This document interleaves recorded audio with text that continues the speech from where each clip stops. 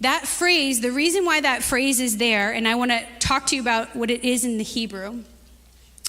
In the Hebrew, in that phrase, it talks about the fact that these deities and these carved images have supernatural power to seduce people. He's effectively saying to them, you should not be brought down to serve them. You should not be brought and forced to serve them. Do you see what I'm saying? Do you see the difference by, we think, okay, well, we don't have any idols in our house, so we don't bow down to them, we don't worship them. It means we're not worshiping them. And the gods of the day of Pharaoh were very similar to the things that are in the United States of America. Did you hear me say production? He was all about producing, money, growing, increasing. And he used any means to do that. And Israel was forced to serve that God to be able to eat, right? Because Pharaoh wouldn't feed them unless they were doing what they were supposed to do, correct? So they've been forced by a seducing, seductive power to serve a different God. The devil's always a rapist. God's always about choice. Here we have God saying to them, you will not serve another deity or be forced to bow down to another God. The fact that he says you will not carve another image and the different words that he uses for idol there shows that he agrees and he knows that there are other supernatural beings in the universe besides him.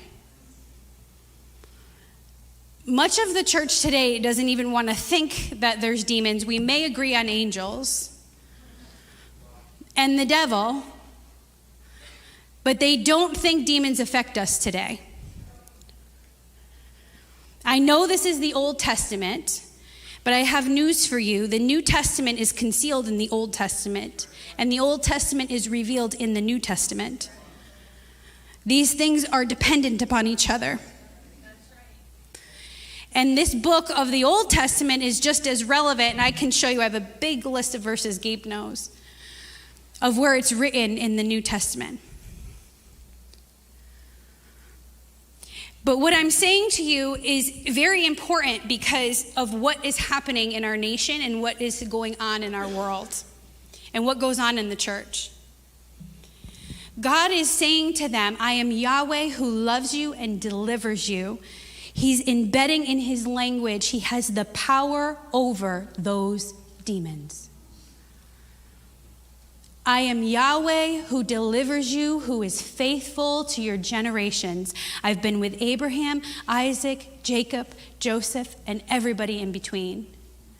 I've delivered each one of them. I've had my purpose for each one of them.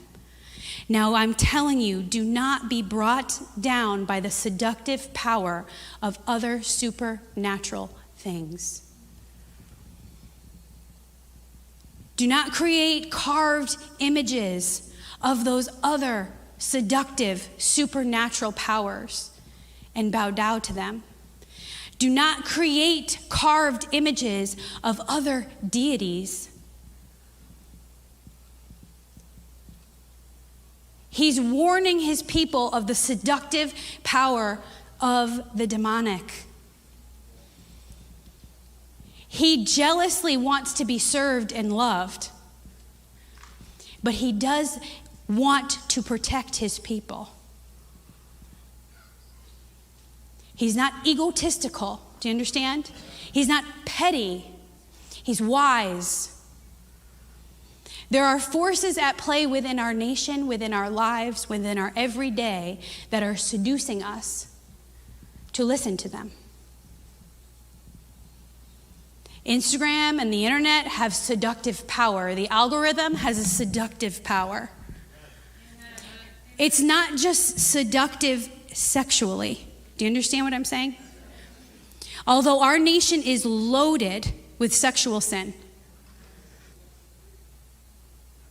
The church is loaded with sexual sin. But we are bowing down to a seductive power. And God has asked us to love him and to not be brought underneath it. He's not asking us to do that by force because he says he's Yahweh. I'm the one who delivered you. You understand? I'm the one who delivered you. It's not my force. He delivered me. I'm not held by seductive power because he delivers me. I serve him because he delivers me.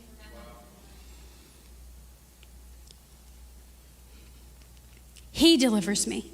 It's not seductive power that has the rule in my life. It's him.